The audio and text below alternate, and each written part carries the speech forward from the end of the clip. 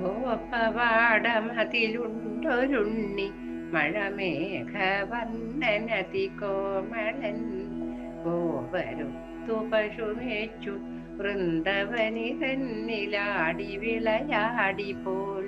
ഗോരസത്തിലെഴുമാർത്തി മൂലമത് കട്ടുമുണ്ണും അവനെപ്പോഴും. ഗോപി വീടുകളിലാണ് വാസം, ഒരുപാടു പേരും അവനുണ്ടു പോൽ. അങ്ങനെയുള്ളൊരു പൊന്നുണ്ണിയുടെ കഥയല്ലേ നമ്മള് പറഞ്ഞോണ്ടിരിക്കണത് അല്ലേ? എത്ര പറഞ്ഞാലും മതിയാവാത്തൊരു കഥയല്ലേ പൊന്നുണ്ണിക്കണ്ണന്റെ കഥ. അപ്പൊ എന്താ, ശിവപാർവതി സംഭാഷണത്തിലാണ് സമ്മോഹന തന്ത്രത്തിൽ പ്രതിപാദിച്ചിരിക്കുന്നതാണ് ഗർഗസംഹിതയുടെ മാഹാത്മ്യം. ഇപ്പൊ ഗർഗസംഹിത അല്ല, ഗർഗഭാഗവതാണല്ലോ നമ്മൾ പറയുന്നത്. ഇത് ഗർഗസംഹിതയുടെ മാഹാത്മ്യം വർണ്ണിക്കുന്നു. വൃഷ്ണിവംശത്തിലെ കുലപുരോഹിതനും മഹാത്മാവും മഹർഷിശ്രേഷ്ഠനും കവിവര്യനുമാണ് അരിഹി ഗർഗാചാര്യര്. ആ ഗർഗാചാര്യൻ നമിച്ചുകൊണ്ട് ഗർഗസംഹിത മാഹാത്മ്യം പ്രതിപാദിക്കാം. നമുക്ക് അദ്ദേഹത്തിനെ നമസ്കരിച്ചിട്ട് വേണം അതൊക്കെ ചെയ്യാൻ. ഒരിക്കൽ നൈമിഷാരണ്യത്തിൽ വെച്ച് നടന്നിരുന്ന ഭാഗവത സത്രത്തിൽ, സത്യം പറഞ്ഞാൽ നമ്മുടെ വേദവ്യാസ മഹർഷിനെയും ഒക്കെ പോലെ അത്രയും മഹാത്മ്യമുള്ള ഒരാൾ തന്നെയാണ് ഈ ഗർഗ മഹർഷി. ഒന്നുകൂടി വ്യക്തമാക്കിയാല് ആ ഭഗവാന്റെ പൊന്നുണ്ണിക്കണ്ണന്റെ നാമകരണവും ഉപനയനവും ഒക്കെ നടത്താനും ഭാഗ്യമുണ്ടായ ഒരാളല്ലേ. അങ്ങനെ ഈ ഗർഗസംഹിത ഉണ്ടാക്കിയത് പറഞ്ഞെല്ലാം അനുഭവത്തിലൂടെ ഉണ്ടാക്കിയതാണ് ഈ ഗർഗ ഭാഗവതം. അദ്ദേഹം ഒരിക്കൽ നൈമിഷാരണ്യത്തിൽ വെച്ച് നടന്നിരുന്ന ഭാഗവത സത്രത്തില് സന്നിഹിതരായിരുന്ന ശൗനകാദി മഹർഷിമാരുടെ സമീപം സൂത മഹാശയൻ എത്തിച്ചേർന്നു. സൂതനെ വേണ്ടും വണ്ണം സൽക്കരിച്ചിരുത്തിക്കൊണ്ട് കുശല പ്രശ്നാദികൾക്ക് ശേഷം ശൗനക മഹർഷി അദ്ദേഹത്തോട് പറഞ്ഞു: ഹേ സൂത, കർണപീയൂഷങ്ങളായ പുരാണങ്ങളിൽ നിരവധി കഥകൾ ഞങ്ങൾ അങ്ങയുടെ മുഖത്തു നിന്നും ഇതിനു മുമ്പും ധാരാളം കേട്ടിട്ടുണ്ട്. ഇതാണ് ഞാൻ പറയുകയുണ്ടായി. ഏതാ? സത്തുക്കളുടെ മഹത്വം. അവർക്ക് ആരെ കണ്ടാലും ഭഗവാന്റെ കഥകൾ ഇങ്ങനെ കേട്ടോണ്ടിരിക്കണം. അതവർക്ക് കർണപീയൂഷങ്ങളാണ് താനും. ഇന്ന് ഗർഗാചാര്യ വിരചിതമായ ഗർഗസംഹിതയുടെ മാഹാത്മ്യത്തെ പറ്റിയാണ് ഞങ്ങൾക്കറിയാൻ താല്പര്യം. ഗർഗനിർമ്മിതമായ ഈ സംഹിത ഉണ്ടല്ലോ, ഇതൊരു ഭാഗവതം തന്നെയാണ്. പരമധന്യമാണ് ആ കൃതി. രാധാമാധവ ലീലകൾ അതിലാണല്ലോ വിസ്തരിച്ച് വർണ്ണിച്ചിട്ടുള്ളത്. ആര് പറയുന്നു? സൂത മഹർഷിയോട് ശൗനകാദികൾ ചോദിക്കുന്നു, സൂത മഹാശയനോട് ചോദിക്കുന്നു. അപ്പൊ ശൗനക മഹർഷിയുടെ പ്രശ്നത്തിന് ഉത്തരമായി സൂതൻ പറഞ്ഞു: ഏ ശൗനക, ശിവപാർവതി സംവാദ രൂപത്തിലാണ്, സമ്മോഹന തന്ത്രത്തിലാണ് ഇത് സാരമായി കാണിച്ചിട്ടുള്ള ഗർഗസംഹിത മഹാത്മ്യം നാരദ മഹർഷിയിൽ നിന്നുമാണ് ഞാൻ കേട്ടിരിക്കുന്നത്. കൈലാസ പർവ്വതത്തിന്റെ ധവള ശിഖരത്തിൽ അവർക്കൊക്കെ ഒരു പ്രാവശ്യം കേട്ടാൽ മതി ഒരു കഥ. അത് ഹൃദിസ്ഥമാവും. നമ്മളെ മാതിരി 100 തവണ ഒന്നും കേൾക്കണ്ട. അന്നൊരു പ്രാവശ്യം കേട്ടതാണ് ഈ കഥ.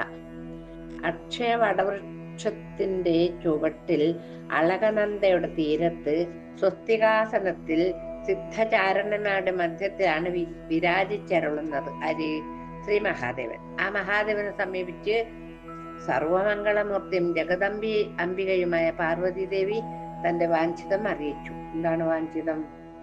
ഹേ മഹാദേവ, അവിടുന്ന് സദാ ധ്യാനിച്ചു കൊണ്ടിരിക്കുന്ന ദേവന്റെ അതീവ രഹസ്യമായ ജന്മവും കർമ്മവും അടങ്ങുന്ന ചരിതം എനിക്ക് പറഞ്ഞു തരണം. ഭഗവാൻ എപ്പോഴാരാണ്?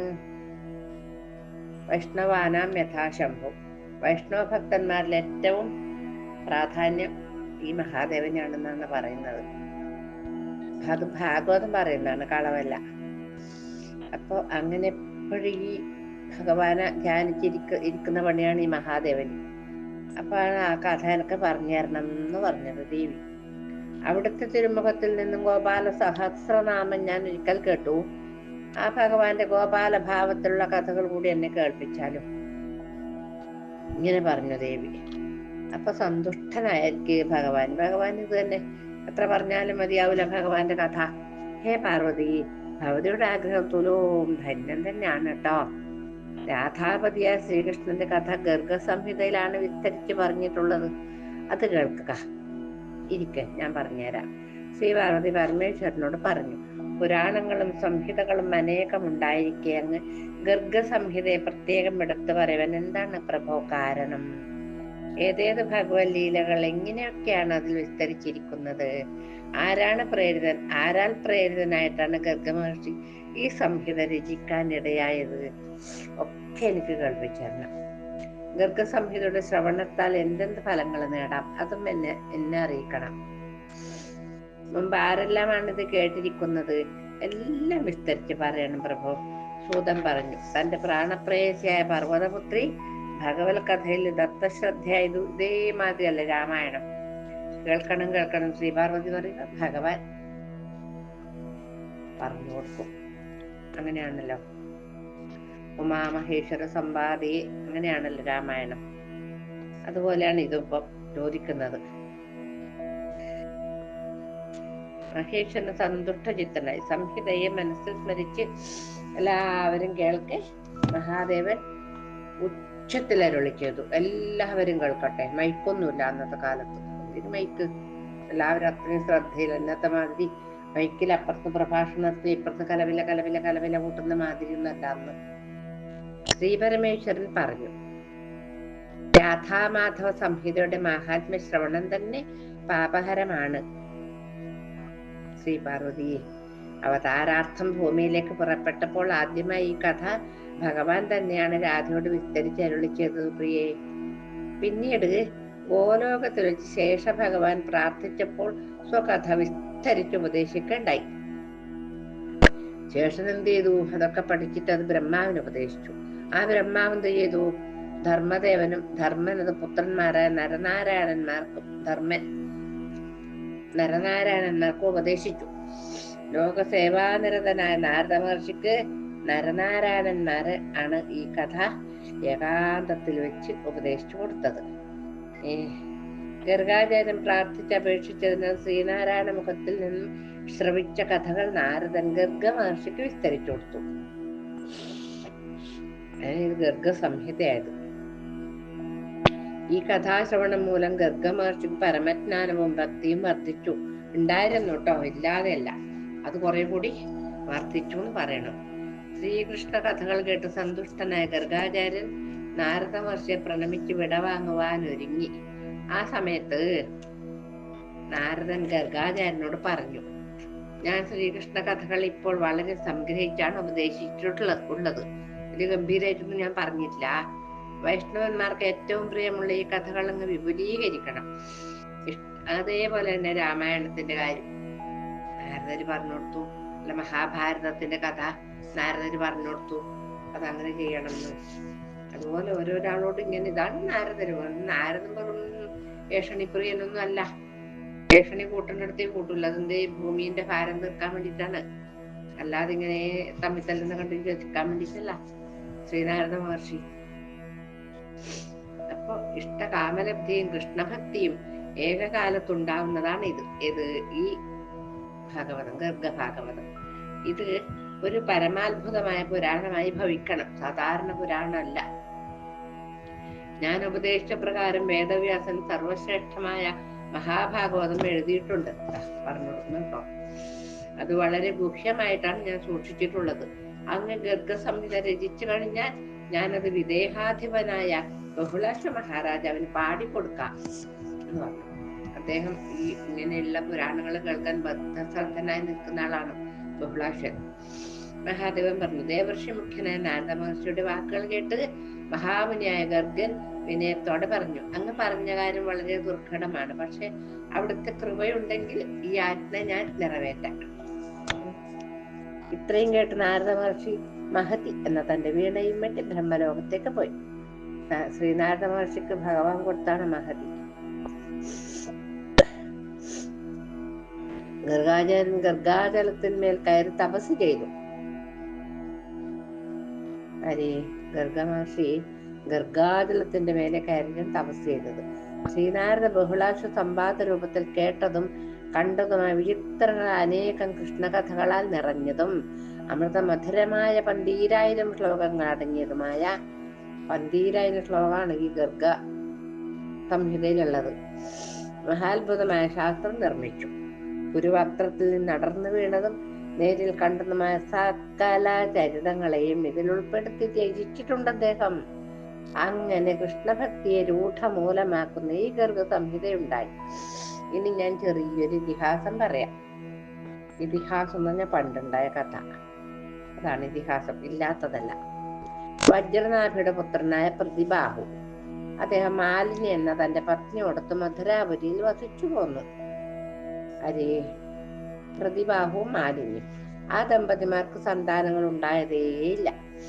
സന്തത്യർത്ഥം വളരെയൊക്കെ പ്രയത്നിച്ചിട്ടും അതെല്ലാം നിഷ്ഫലമായി തീരുകയാണുണ്ടായത്. കൽപ്പാത്രത്തിൽ അനേകം ദാനം ചെയ്തു, അനേകം യജ്ഞങ്ങൾ ചെയ്തു, ഗുരുക്കന്മാരെയും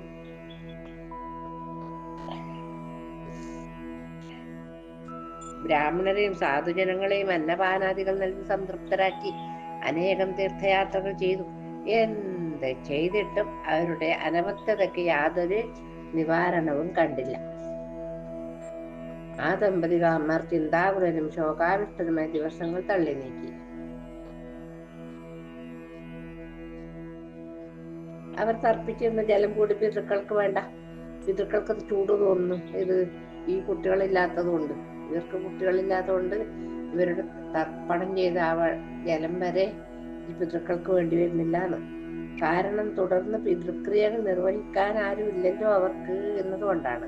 ബന്ധുമിത്രാദികളോ സുഹൃത്തുക്കളോ വാഹനങ്ങളോ ഭണ്ഡാരത്തിലെ ഭാരിച്ച സ്വത്തുക്കളോ സൈന്യങ്ങളോ ഒന്നും തന്നെ പ്രതിഭാവിന് സന്തോഷം നൽകാൻ പര്യാപ്തമായില്ല. ശക്തിമത്തായ ഒരു നൈരാശ്യം അദ്ദേഹത്തെ ബാധിച്ചു.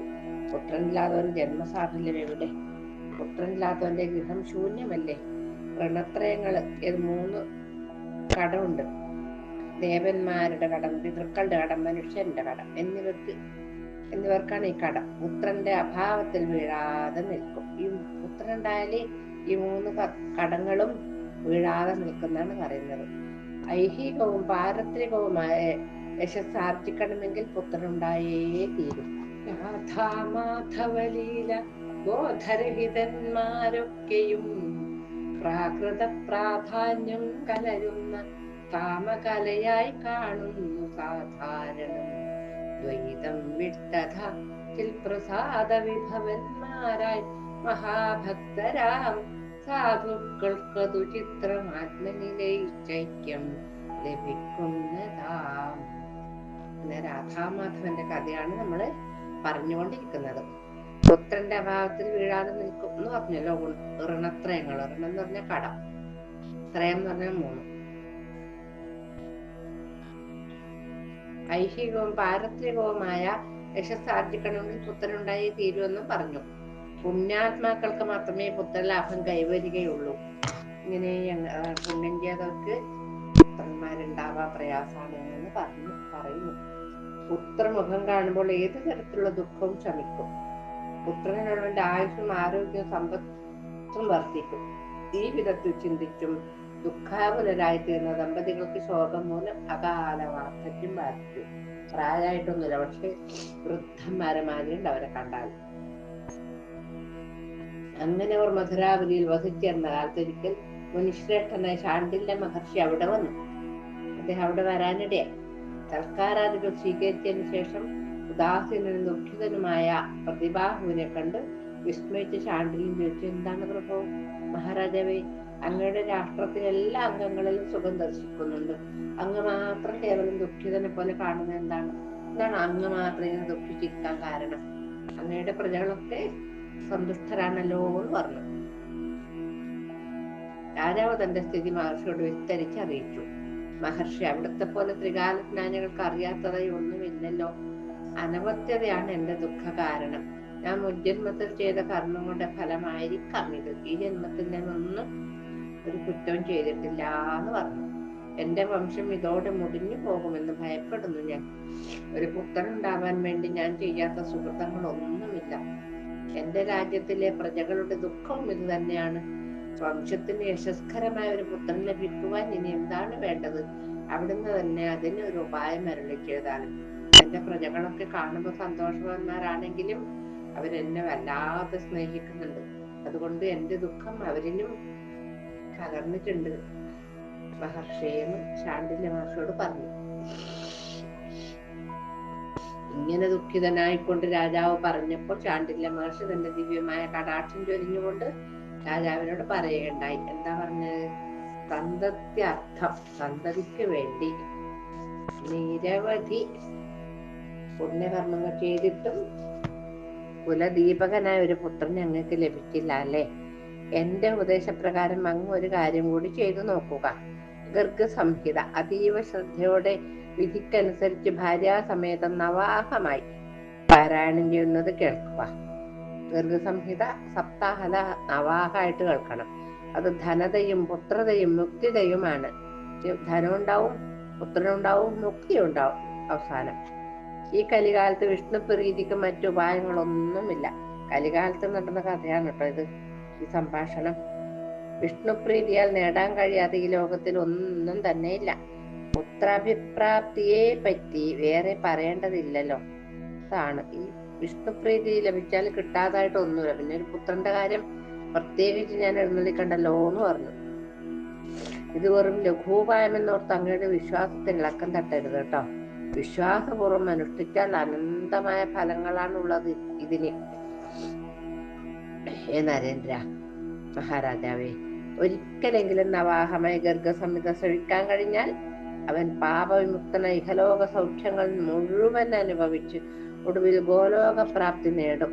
രോഗി രോഗങ്ങളിൽ നിന്നും, ഭീതൻ ഭയത്തിൽ നിന്നും, ബന്ധിതൻ ബന്ധനത്തിൽ നിന്നും, ദരിദ്രൻ ദാരിദ്ര്യത്തിൽ നിന്നും മോചനായി തീരുന്നു.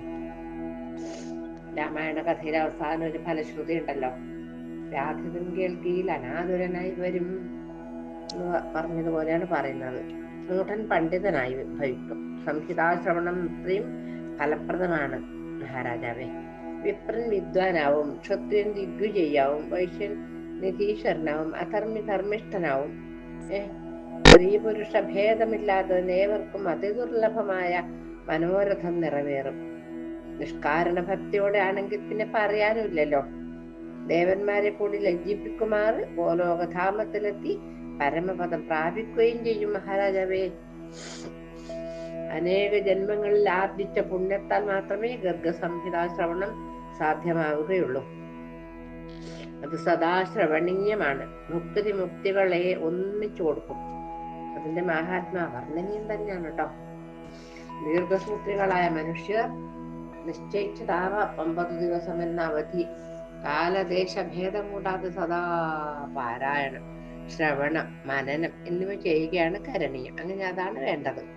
കഴിയുന്നിടത്തോളം ബ്രഹ്മചര്യവ്രതത്തോടും ജ്ഞാനപൂർവകമായും ഭവിഷ്യാനം മാത്രം ഭക്ഷിച്ചും അല്ലെങ്കിൽ ഫലമൂലാദികൾ മാത്രം ഭുജിച്ചുമാണ് പാരായണം ശ്രവിക്കേണ്ടത്. അല്ലാതെ കേൾക്കാം അങ്ങനെയല്ല. ഈ നമുക്കൊരു ഫലം ഉണ്ടാവണമെങ്കിൽ ഒരു ഫലത്തിന് വേണ്ടി ചെയ്യുമ്പോ ഇങ്ങനെ ചെയ്യണമെന്ന്. വിഷ്ണു പ്രസാദം മാത്രം ഭക്ഷിക്കുക, പ്രസാദമല്ലാത്തവയെ വർജിക്കുക. കട്ടിലിലോ അല്ലെങ്കിൽ ഉയരത്തിലോ കിടക്കാതെ സ്ഥലശായിയായി ക്രോധലോഭങ്ങൾ വെടിഞ്ഞ് ഗുരുമുഖത്തു നിന്നും സംഹിത ശ്രവിക്കണം. പുലുവായി ഇട്ടിട്ട് അല്ലെങ്കിൽ മറ്റേ പായോ ഇട്ടിട്ട് അതിൽ നിലത്ത് വേണം കിടക്കാൻ. ഗുരുഭക്തി ഇല്ലാത്തവനും നിരീശ്വരനും പാപിയും വിഷ്ണുദ്വേഷിയും ദുഷ്ടനും സംഹിത കേൾക്കുന്നത് കൊണ്ട് ഒരു കാര്യമില്ല കേട്ടോ. തനിക്കറിവുള്ള ബ്രാഹ്മണാദി സർവരെയും ബന്ധുമിത്രാദികളെയും ക്ഷണിച്ചു വരുത്തി സ്വന്തം ഭവനത്തിൽ വെച്ച് തന്നെ നല്ല മുഹൂർത്തം നോക്കി പാരായണം ആരംഭിക്കാം. കുലവാഴകളെ കൊണ്ടും മറ്റും അലങ്കരിച്ച മണ്ഡപത്തിൽ പല്ലവങ്ങളും ഫലങ്ങളും ദർഭയും മറ്റും നിക്ഷേപിച്ച് പരിഭൂതമാക്കിയ സ്ഥലത്ത് വെച്ച് വേണം പാരായണം നിർവഹിക്കുന്നത്. ആദ്യം ഗണനായകനെയും പിന്നീട് നവഗ്രഹങ്ങളെയും ആചാര്യനെയും അതുപോലെ വക്താവിനെയും പൂജിക്കണം. സുവർണദാനം തന്നെ ചെയ്യണം. കഴിവില്ലാത്തവർ രജതദാനം ചെയ്താലും മതി. കുംഭത്തിൽ ശ്രീഫലം അതായത് നാളികേരം വെച്ച് മൃഷ്ടാന്നം സമർപ്പിക്കുക. ഭഗവാനെയും വക്താവിനെയും തുളസീതളം കൊണ്ട് പൂജിച്ച് ആരതി ചെയ്യുക. സമാപന ദിവസം പ്രദക്ഷിണം വെച്ച് സാഷ്ടാംഗ നമസ്കാരം ചെയ്യുക. പരസ്ത്രീകാമി, ഗുരുനിന്ദകൻ, ധൂർത്തൻ, മിഥ്യാവാദി, വെറുതെ വർത്താനം പറഞ്ഞാണ് മിഥ്യാവാദി, ശിവനിന്ദകൻ, ശിവനെ നിന്ദിക്കുന്നവൻ, അവൈഷ്ണവൻ, വിഷ്ണു ഭഗവാനെ പൂജിക്കാത്തവൻ, ക്രോധമുള്ളവൻ, ഇവർ വക്താക്കളാകരുത്. ഇങ്ങനെയുള്ളവരൊന്നും ഇത് കേൾക്കാൻ അർഹരല്ല. ഒന്നാമത് പരസ്ത്രീ കാമി, പിന്നെ ഗുരുവിനെ നിന്ദിക്കുന്നവൻ, പിന്നെ ധൂർത്തൻ, അതുപോലെ വെറുതെ വർത്താനം പറയുന്നവൻ, മഹാദേവനായ ശിവനെ നിന്ദിക്കുന്നവൻ, മഹാവിഷ്ണുവിനെ നിന്ദിക്കുന്നവൻ, ദേഷ്യക്കാരൻ, ഇങ്ങനെയൊന്നും കേൾക്കണ്ട. കഥയ്ക്കിടയിൽ വാദപ്രതിവാദം നടത്തുക, നിന്ദാസൂചകമായി വല്ലതും പറയുക, ശ്രവണത്തിനിടയിൽ ചാടി എഴുന്നേറ്റ് കഥാകഥനത്തിന് ഭംഗം ചെയ്യുക. അത് എപ്പോഴിതാണ് ആചാര്യന്മാർ പറയുന്നത്. കഥ പറയുന്ന സമയത്ത് നമ്മൾ എഴുന്നേക്കാനോ ഒന്നും പാടില്ല. പാരായണ സമയത്ത് ആയിക്കോളൂ എന്ന് പറയും ആചാര്യന്മാര്. അങ്ങനെ ദുഷ്പ്രവൃത്തി ചെയ്യുന്നവനും വർജ്യനാണ്, ഇത് കേൾക്കാൻ അർഹനല്ല. ഗുരുസേവ ചെയ്യുന്നവനും വിഷ്ണു ഭക്തനും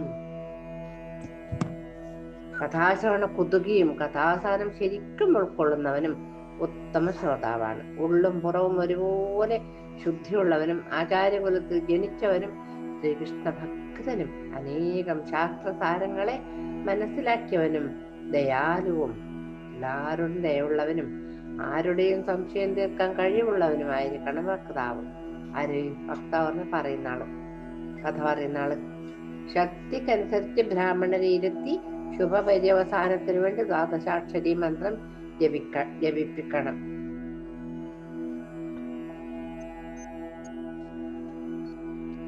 ദ്വാദശാക്ഷരി മന്ത്രം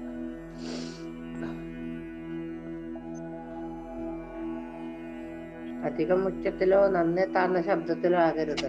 രാവിലെ ആരംഭിച്ച് വൈകുന്നേരം അവസാനിപ്പിക്കുക. അതിനിടയിൽ ലഘുശങ്കാദികൾക്കും ഭക്ഷണത്തിനും മറ്റും അല്പനേരം നിർത്തിവെക്കാം. ഒന്ന് ബാത്റൂമിൽ പോകണം തോന്നിയാലോ, കുറച്ച് ഭക്ഷണം കഴിക്കണം തോന്നിയാലോ, കൈകാൽ കഴുകി ശുദ്ധി വരുത്തി വീണ്ടും കഥയിൽ പങ്കുകൊള്ളാം. പൂജാവിധികൾ മഹാപൂജ എന്ന പേരിൽ ഖണ്ഡത്തിൽ സവിസ്തരം പ്രതിപാദിച്ചിട്ടുണ്ട്. പുഷ്പ നൈവേദ്യ ചന്ദനാദികളുമായി പുസ്തകത്തെ പൂജിക്കണം. പുസ്തകത്തിനെയും പൂജിക്കണം. വസ്ത്രഭൂഷകൾ, സ്വർണം, വെള്ളി എന്നിവ സമർപ്പിച്ച് വേണം വക്താവിനെ പൂജിക്കാൻ. 9,000 ചുരുങ്ങിയത് 9 ബ്രാഹ്മണരെ പൂജിച്ചിരുത്തി പായസദാനം ചെയ്യേണ്ടതാണ്. ശക്തിക്കനുസരിച്ച് ശ്രോതാക്കൾക്ക് മുഴുവൻ സുഖമായ ഭക്ഷണം നൽകുന്നത് ശ്രേയസ്കരമാണ്. കഥ ഇടക്ക് നിർത്തേണ്ടി വരുമ്പോൾ ഭക്തന്മാരായ ശ്രോതാക്കളെ കൊണ്ട് സ്തുതിഗീതങ്ങൾ പാടിക്കേണ്ടതാണ്. അതിന്നും ചില ആചാര്യന്മാര് പറയും, വെറുതെ ഇട്ടൂടാ, ആ സമയത്ത് എന്തെങ്കിലും കീർത്തനം പാടിക്കോളൂ എന്ന് പറയും. ഇലത്താളം, ശംഖ്, മൃദംഗം, ചേങ്ങല തുടങ്ങിയ വാദ്യങ്ങളും ഉപയോഗിക്കാം. ജയഘോഷവും മുഴക്കണം. സ്വർണം കൊണ്ട് സിംഹാസനം നിർമ്മിച്ച് ഒരു സംഹിത, ഒരു പുസ്തകം അതിൽ വെച്ച് വക്താവിന് ദാനം ചെയ്താൽ ഹരിലോകം പോകാം എന്നാണ് പറയുന്നത്. ചുരുക്കി പറഞ്ഞാൽ ഗർഗസംഹിത ശ്രവണത്താൽ ഭുക്തിയും മുക്തിയും എളുപ്പത്തിൽ നേടാവുന്നതാണ്. ഈ മഹാരാജാവിനെ അദ്ദേഹം പറഞ്ഞു കൊടുക്കുന്ന ശാണ്ഡില്യ മഹർഷി.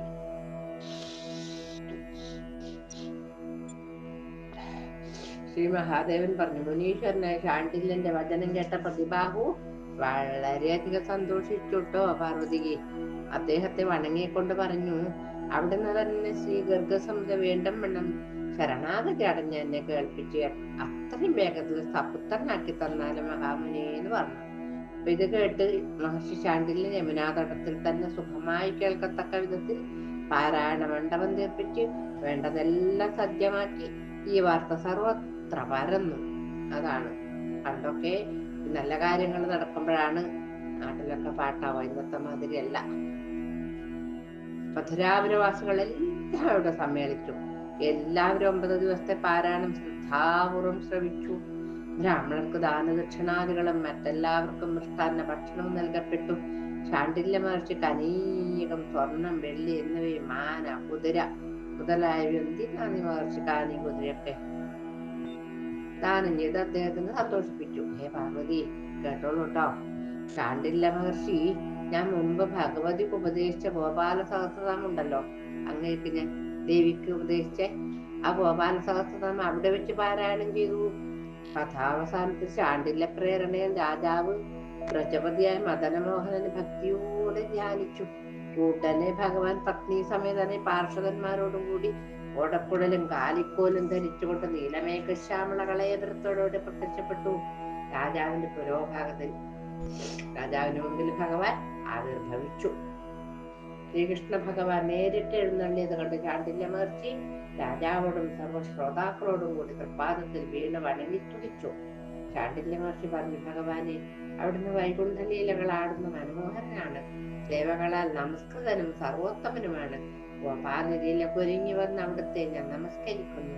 പ്രതിഭാഹു പറഞ്ഞു, ഹേ ഗോലോകനാഥ, ലക്ഷ്മീശ, നരേശ, വൃന്ദാവനേശ, ഗിരിരാജപദേ, രാധാപദേ. ഗോപികൾ നിരന്തരം പാടിസ്തുതിക്കുന്ന ഭഗവാനെ അവിടുന്ന് ജയിച്ചരുളിയാലെന്ന് ആര് പറഞ്ഞു? ഈ രാജാവ് പ്രതിഭാഹു. ചാണ്ഡില്യ മഹർഷി രാജാവിനോടും പരിവാരങ്ങളോടും കൂടി ചാണ്ഡില്യ മഹർഷിയാണ് ഭഗവാന്റെ പാദത്തിൽ വീണ് നമസ്കരിച്ച് ഇങ്ങനെ പറഞ്ഞത്. അപ്പൊ എന്താണ് ഇതിന് പ്രതിവിധി, എന്താണ് ഉത്തരം എന്നൊക്കെ നമുക്ക് നാളത്തെ എപ്പിസോഡിൽ പ്രതിപാദിക്കാം. ഇന്നെല്ലാം ആ പൊന്നുണ്ണിക്കണ്ണന്റെ പാദപത്മത്തിലെ രാധാമാധവന്റെ, ആ ഗോപാലകൃഷ്ണന്റെ, ആ ഗോപീവല്ലഭന്റെ പാദപത്മങ്ങളെ സമർപ്പിച്ച് നമുക്ക് നാളത്തേക്ക് അനുഗ്രഹം വാങ്ങിയിട്ട് നാളെ പറയാം, സമ്മതം ഉണ്ടെങ്കിൽ.